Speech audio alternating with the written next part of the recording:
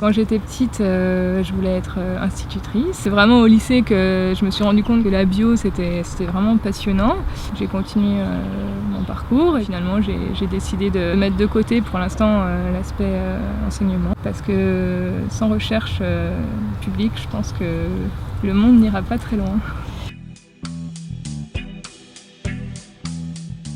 Alors, je travaille sur les lymphocytes B, qui sont des globules blancs du système immunitaire qui fabriquent des anticorps. C'est des molécules en forme de Y. En fait, on peut le voir comme des petites pinces qui sont capables de reconnaître spécifiquement un microbe, donc par exemple une bactérie ou un virus, et qui vont être capables de détruire cette bactérie. Alors au début d'une réponse immunitaire, le lymphocyte va produire un anticorps de base qui va être capable de reconnaître spécifiquement ce microbe, mais il ne va pas être capable de le détruire efficacement. Le lymphocyte B, eh bien, il va fabriquer une nouvelle palette d'anticorps à partir de cet anticorps de base.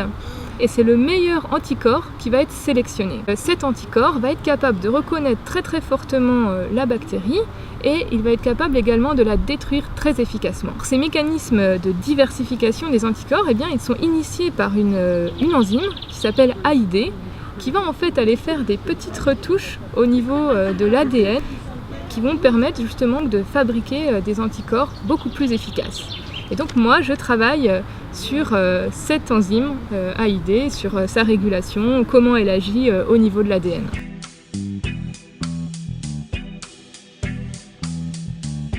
Chaque journée est différente justement. Quand c'est l'anniversaire de quelqu'un au labo, la veille on prépare une petite surprise sur sa paillasse et donc souvent on fait des petits bricolages.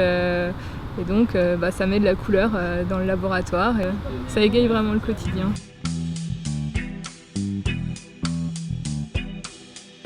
Ce qui est super en fait au laboratoire, c'est très très dynamique, très jeune et surtout c'est international. Effectivement il y a beaucoup de diversité. Il y a des étudiants qui viennent du monde entier et ça permet de s'ouvrir aussi au monde même en étant au labo. Et ouais c'est super quoi.